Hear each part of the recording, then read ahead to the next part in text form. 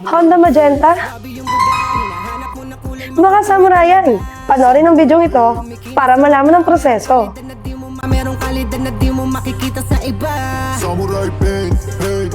Step 1. Wet sand. Niyain ng 400 grit at 800 grit para smooth at firmer surface. Sa ating primer, gumamit tayo ng UCH210 Surfacer. Dito naman tayo sa base coat, ang 3124 Silver.